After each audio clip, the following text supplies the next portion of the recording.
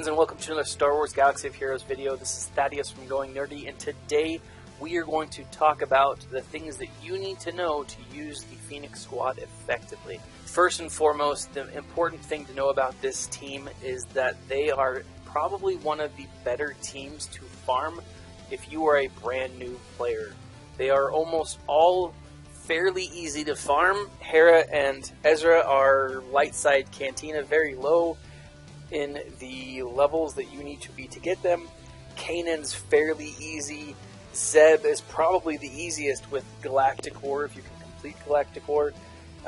Same with Chopper. If you're farming Hera and Ezra, you're going to be getting Cantina points or Cantina rewards, and those you can use to spend to get Chopper shards. The hardest person to farm on this entire team is Sabine. And I think that's for a reason. Sabine is a pretty hardcore player, and I think that once you have her, you're going to have a really strong Phoenix team. Now, the thing about the Phoenix team, or what makes the Phoenix team unique and unlike any other team in the game so far, is Hera's ability, or at least her leadership ability, the Rise Together, which says each Phoenix ally grants their unique ability to other Phoenix allies. In addition, whenever a Phoenix ally uses a special ability, they gain 20% turn meter if Hera is active. Now, if you have that Omega, that jumps to 40% turn meter, because if Hera is active, this effect is doubled for Phoenix allies with less than full health.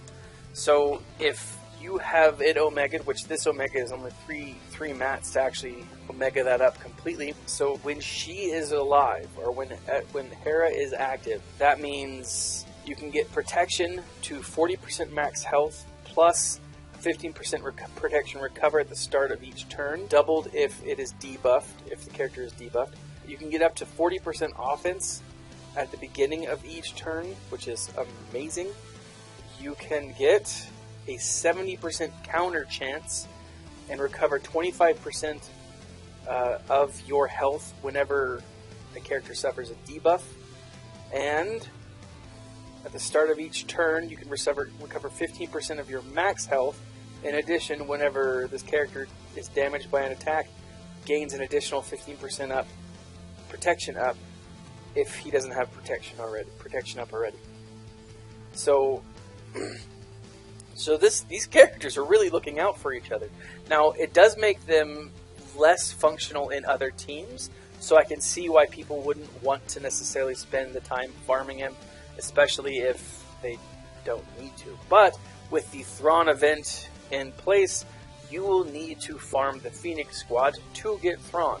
So soon, if not in the next couple of weeks, probably in the next couple of months, we're going to see a lot of Phoenix teams going all the way through, being super effective, or being super built out. And that's going to be kind of cool. Now, whether or not we see them change the meta, I doubt. I doubt we'll see them change too much.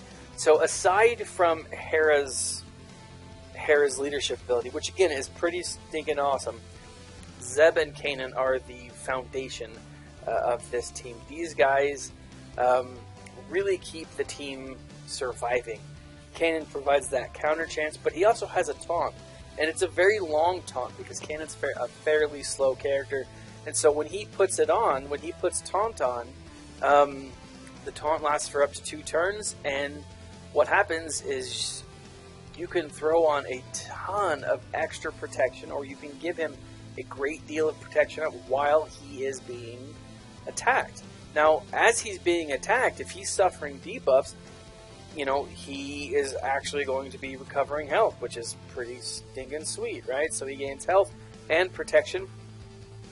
In addition, anytime he attacks, he has a 70% chance of returning the attack, right? And so that is pretty sweet. Now, if he suffers, or if he hits with a critical hit, or if he has a critical hit when he's attacking, the character that he attacked gets offense down for 2 turns.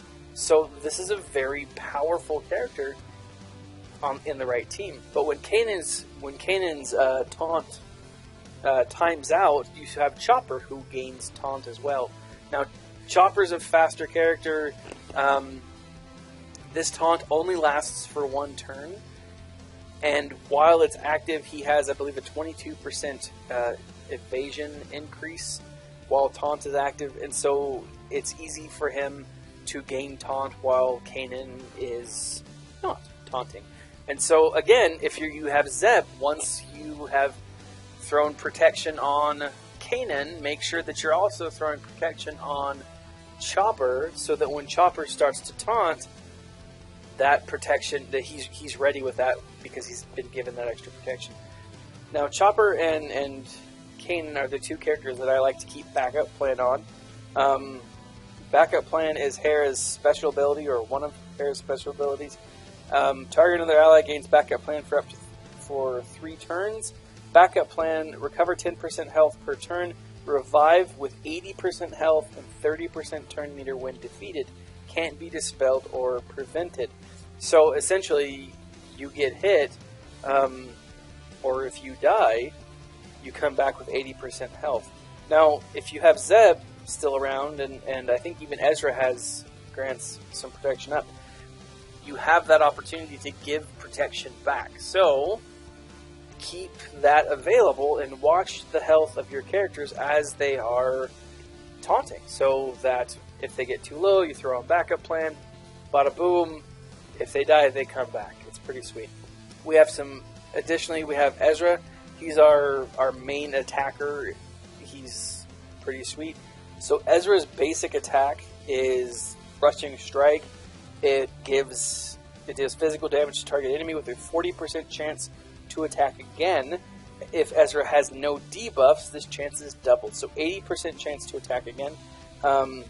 Flourish, his special ability, deals physical damage to target enemy and dispels all buffs on them. If an enemy has no buffs, this attack's cooldown is reduced by 1. Ezra gains 50% turn meter instead. So it has the option to, help him to go faster. And Ezra's not a slow character. His he's 130. I have him at 135 right now. It's not great, but it's not terrible. And I don't have the best mods on him either. His other special ability is Watch and Learn. Target ally attacks, then Ezra assists them, dealing 20% more damage. Both attackers gain a bonus effect based on the chosen role. So if he's using an attacker, 100% crit for this attack. If it's a tank, protection up by 30% for 2 turns. And support characters, 30% turn meter gain. So that's pretty sweet. Now, what's cool about the Phoenix Squad is it actually stays true to the cartoon Star Wars Rebels. If you're a fan of the show, you know that the crew doesn't always win every battle they face. Sometimes they lose. Sometimes they lose big. But they are built like a unit. They work together like a family. They look out for each other. And what's cool about that is when someone gets low, especially in this game, you have a supporting character or another character come by and help them out. And if used properly, if you're always keeping an eye on the health of your team, then the Phoenix Squad can actually do some pretty solid damage. I don't use this team a lot, but I've started to use it as I have been using it as kind of like a backup team or a B team when I get stuck in Galactic War. But because I've been leveling it up, it's becoming a more prominent team, and I've used it to actually defeat quite a few battles when I didn't think there was a case for me to win. So it's definitely worth investing in, especially if you want Thrawn at all. You have to invest in this. This is a really solid team. It is unfortunate that EA didn't give us a ton of warning about the Thrawn event. I mean, they told us things, that something was coming. They said it was going to be a fan-favorite character. They said it was going to happen in June, but they didn't really give us a lot of detail or time to prepare.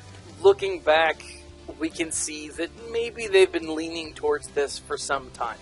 They launched Ahsoka. It was a rebel. Ahsoka Fulcrum is a rebel character. That should have told us that Thrawn was coming, because for those of us who know Star Wars Rebels, Ahsoka was Season 2, Thrawn was Season 3, Ahsoka came in May, Thrawn came in June, Rebels came, I think, in March, maybe even April. So with that, we should have had some clues, and we just didn't put it together. But you know what? Hindsight's 2020. Don't discredit the team because of the way that it was launched, or because of the way the Legendary event was launched. This is still a solid team, and it won't hurt you to actually farm it out. Now, if you didn't go all the way and unlock Thrawn at 7-star or even 6-star, hopefully you were able to unlock him at 5-star. A 5-star Thrawn is still viable if he is geared properly and maxed out on levels and abilities. So keep that in mind. This has just been the first video. I'll put a link to the post that I got a lot of this information from. This is from the Drexel. I found it on the forums. Brilliant, brilliant, brilliant post. Very well thought out, very well put together. And leave a comment in the section below. Let us know what you think of the new team. How will you be using it? How effective have you seen it? What mods are you going to be putting on? I'll do the follow-up video for this based on the mods that you should be putting on this team. And let us know what you think about the character, and let us know how far you got in the Legendary event with Thrawn. This has been Thaddeus from Going Nerdy, and as always, stay nerdy, my friends.